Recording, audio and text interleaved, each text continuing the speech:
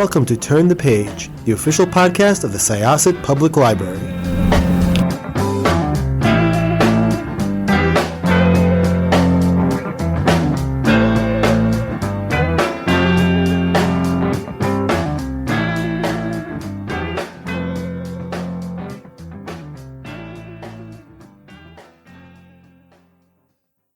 Welcome to Turn the Page podcast. I'm Jessica. I will be your librarian host today, Syosset Library's Turn the Page podcast.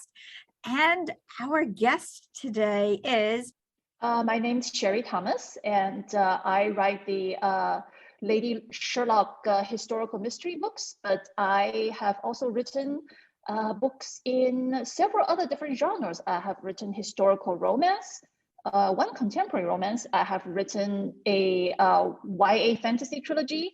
I have also written a English language adaptation of the original Ballad of Mulan.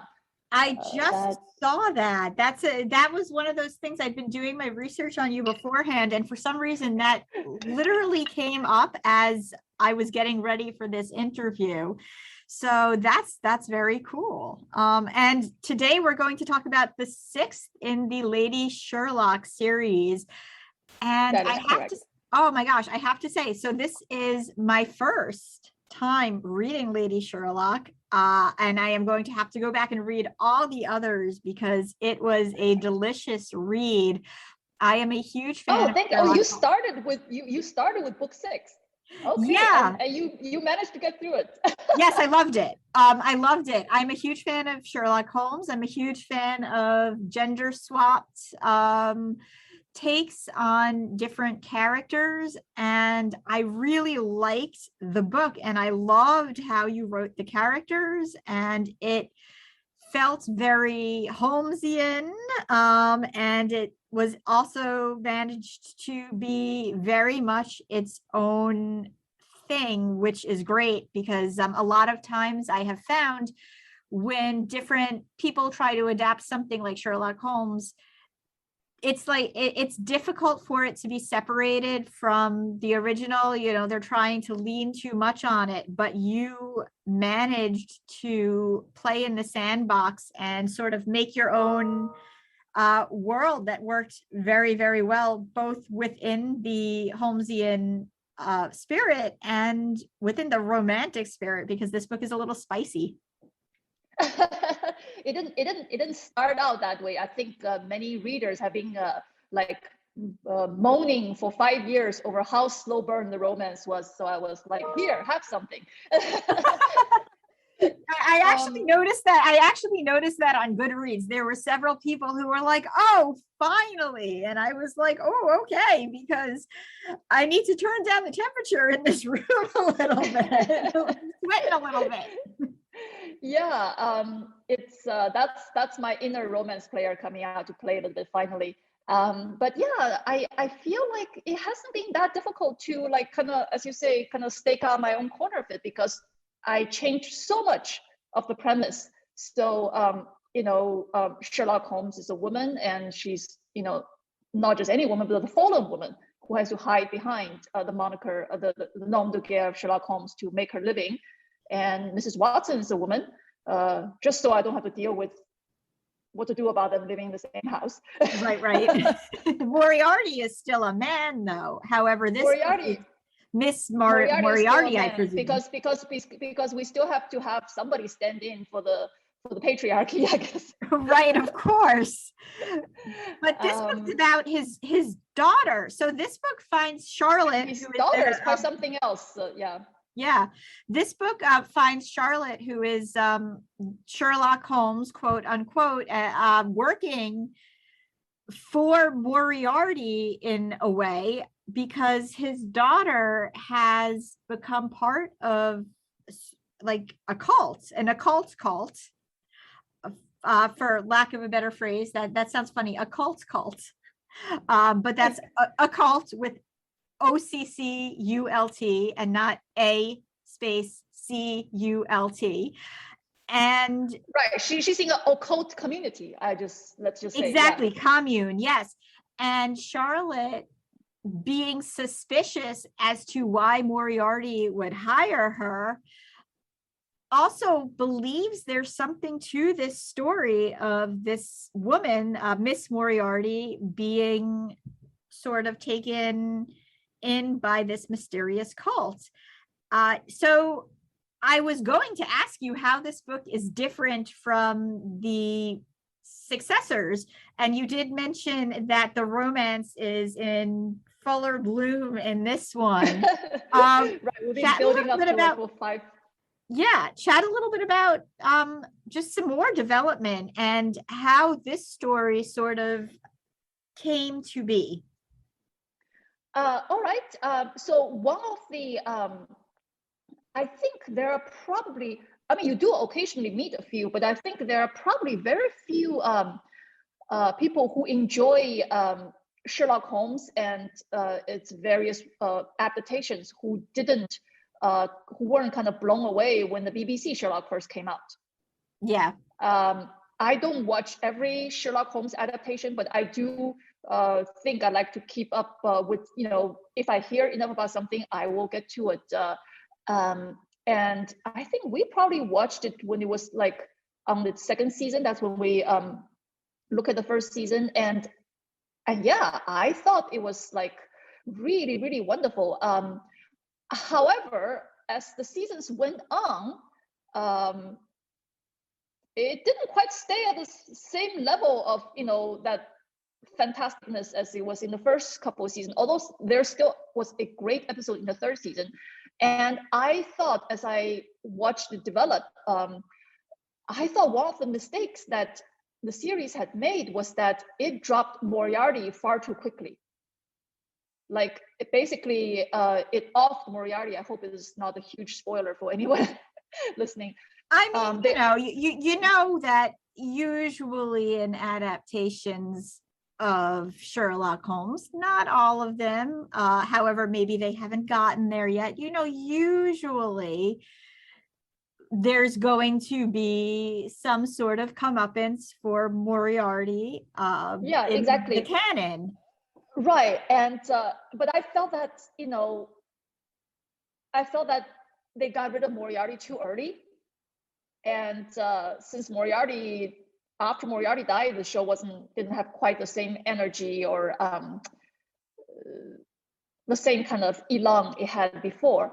So one of the things I decided as I started my series was like, I was going to be a little slower bringing Moriarty on screen, and I was definitely going to be a lot slower getting rid of Moriarty. So for the first 5 books, Moriarty has been kind of like a specter in the shadows. Like, he is somewhat germane to the plot of each book, but Moriarty himself had never become an on-screen character, at least not a speaking on-screen character. So this book 6, was when finally he does come on screen. He does interact with Sherlock Holmes, Lady Sherlock.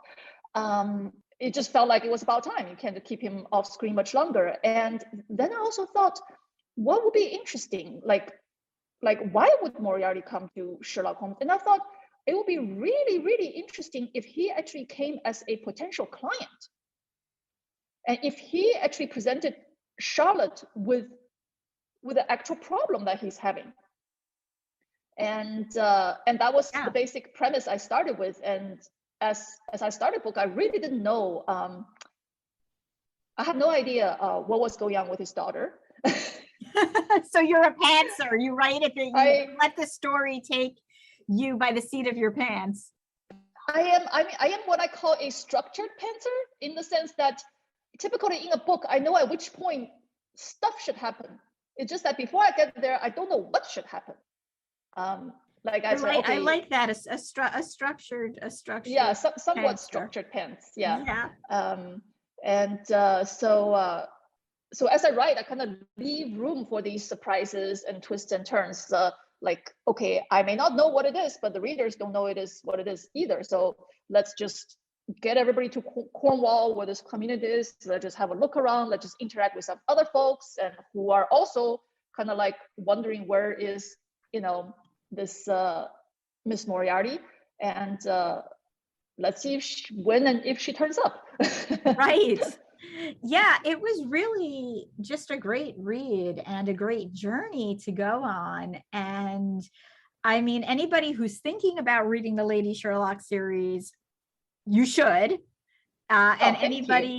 anybody who has read it, and as you had mentioned, Sherry, have been waiting for something to happen in the romance department, there is definitely something that you will like here. And it's a lot of fun. It really, really is. And actually, that's interesting. When you talk about the BBC Sherlock, they relied a lot on that Sherlock being sort of almost like asexual, you know, the sapiosexual was the term that they used. Like his attraction was to the mind, and there wasn't really the romantic attraction wasn't really a thing, which was fine. But what I like, although the episode with Irene Adler was really yes, good. yes, That was my favorite episode in the Yeah, Irene Adler, and that's where the sapiosexual term came in. You know, that he was like that she was attracted to the mind and the workings of the mind, and Sherlock as well.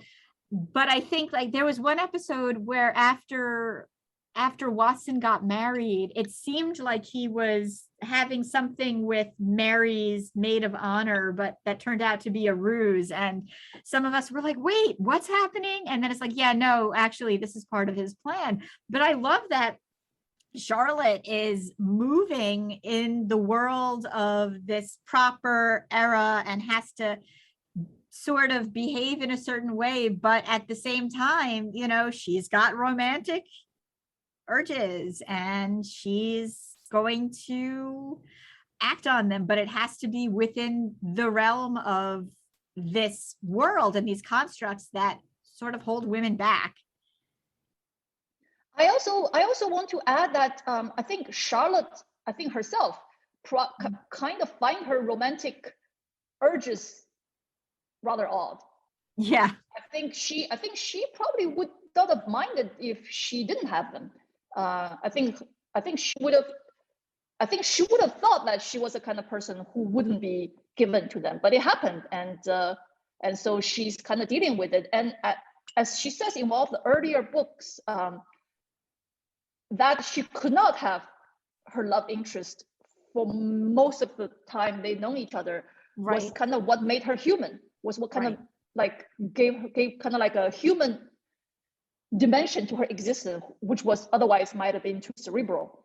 One thing I thought was interesting, and this is like me coming into it like, hi, I'm reading the 6th book as my first read. You mentioned the prospect of, was it a marriage blanc? Mariage blanc? Yeah. Yes. Yeah. Mm-hmm. That is actually the first time I have heard that phrase. But is this the first time it's mentioned in the book series? Let me think. Is it the first time it's mentioned in the book series? Yes. I don't think it's the first time I've ever used this phrase in my writing career, but it may have been the first time it's mentioned in this book. Are you talking about the context of they had exchanged a little right, that's some conversation? Yeah, you mentioned they were talking that, about yeah, some other lady had wanted to set up such a thing for Charlotte because in case the listeners are not familiar with the term, a mariage blanc is like French for what, white marriage, so or empty marriage. Yes. It's basically a marriage of convenience, probably between a gay man who needed to marry for his sake of his reputation, and a woman who was willing to have such a marriage for whatever reason particular to her circumstances. Right, yeah. which could be many circumstances, including that she's gay herself.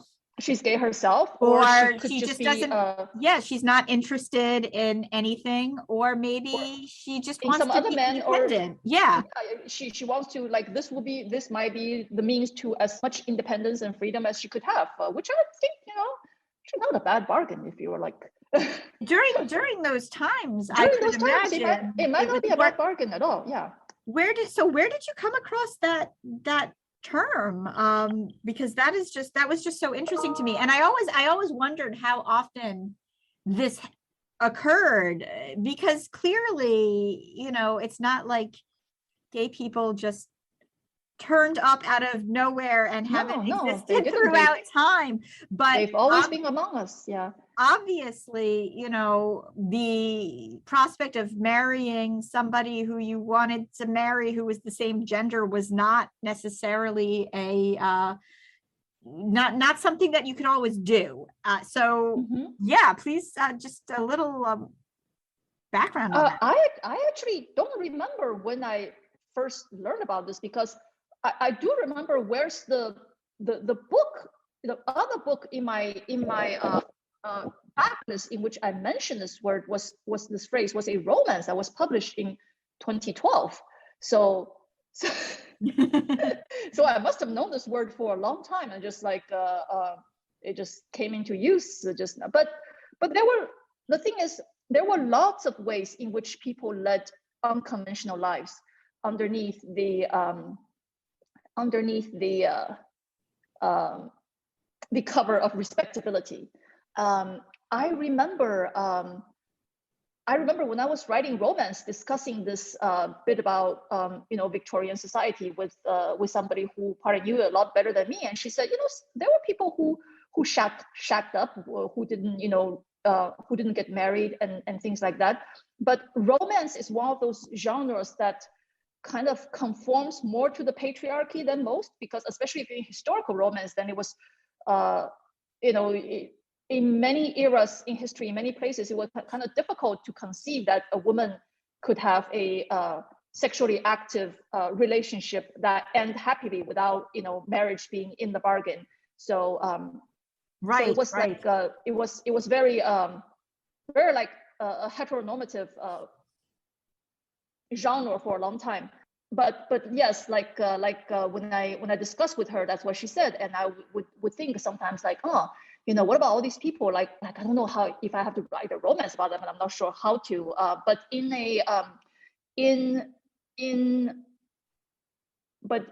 mystery, I think there's some more room for playing around. One of the series that are publishing currently, that's often mentioned alongside Lady Sherlock series, is the Veronica Speedwell historical mysteries. Veronica Speedwell by Deanna Raybourne. And Veronica, I think you learn within the prologue, pretty much, that one, she's a butterfly hunter who goes around the world, and two, she has lovers everywhere she goes, and she ghosts them. Yes, she does. That's so that. Yes, so she absolutely does. That will forever be one of my favorite things about Veronica Speedwell. So. I mean, I love the fact that she's sort of a botany pun, her name, but that now I think, now that you put it that way, I think it's going to be very difficult to top the fact that, yes, she does ghost her. And Deanna Raybourne is so lovely as well. She's a great author. So lovely. And I don't just mean that metaphorically. Deanna and I know each other, and I will often praise her for her physical loveliness. We like to make a little dog and pony show of it online. She's wonderful.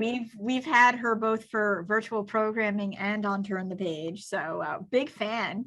So another thing that you work with very well within this book is occult culture. Getting back to the occult commune. There's a lot of talk about, is it Hermetics? I always, for some reason, every time I think about it, I always say it wrong. Hermetic cults. It's actually, Hermetism and Hermeticism are both, I think, accepted terms for this quote unquote religion. Yeah, which is like it blends the god Hermes with which is Greek, with the god Thoth, which is Egyptian. Yeah, and there's like supposedly a historic prophet who kind of like no matter how much I read about it, I'm still a little fuzzy about it, which is fine, because I think most people are, so it didn't matter too much. And so that came about because the Victorian era was kind of, especially the late Victorian era, was such a time for the occult people, like, had like seance was kind of like totally the normal way to pass the evening. Yeah, it was in vogue. It was a thing to do. And right. I think just recently I found out that the term like mesmerizing and mesmerism was actually from somebody whose last name was Mesmer and who walked in these circles, which I would have never thought of before. And I think Arthur Conan Doyle himself, the creator of the original Sherlock Holmes, he was like, he believed in fairies. He definitely did. Yes. Yeah. So I was like, several books in the series, I was like, I never really even touched on the occult. For the I was like, there should be something about it. And so I've been mulling over something happening in the occult community for a while. And I kind of just marry that to the concept of Moriarty's daughter. And then I really, really enjoy the southwest coast of England. I would like, as soon as this pandemic winds down, I would like to go for another walking tour there.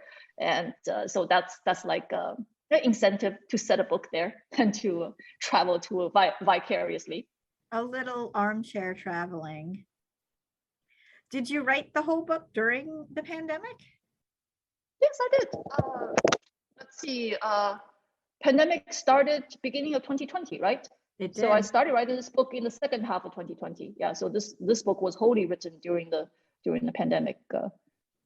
Well, it is absolutely delightful. Will there be a seventh book in the series? Yes, I am working on the seventh book right now, and it has so far not been terrible to write. Yeah, that's not always the case. Yeah, and I expect there will be periods of terribleness further down the road, but at the moment it's okay. Yes. I like that you discuss your process as kind of messy. I think a lot of prospective writers, and when we do virtual events, we'll get these questions a lot just with structuring, or like people who feel like their texts are always a mess. And I think like people should understand that these works don't come fully formed out of your brain, like the goddess Athena from Zeus's head. They're messy, and a lot goes into what appears as structure when you finally read it on the page. Yeah, I feel like there are definitely planners, like diligent planners and outliners among writers. I've heard of people who make like 60-page outlines, so that when they're done with the outline, they pretty much know exactly everything what's going to happen in the book. They just have to flesh it out from that point. And there are like probably like pure pantsers.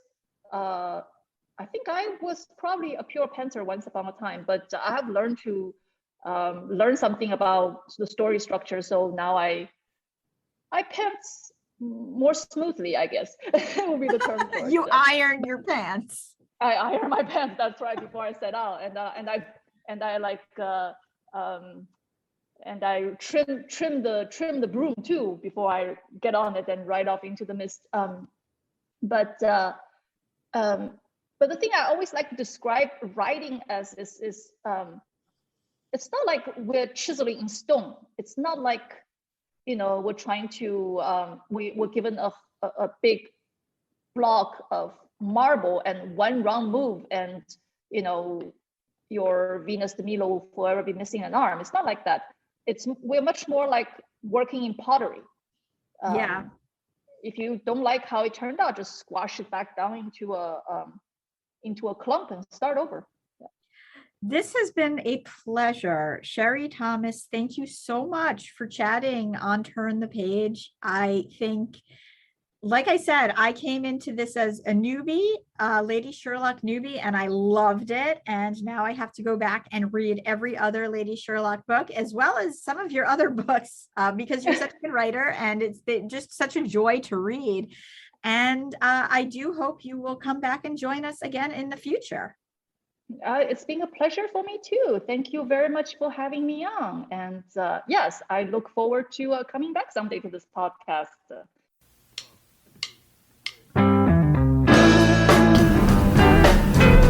Welcome to Turn the Page, the official podcast of the Syosset Public Library.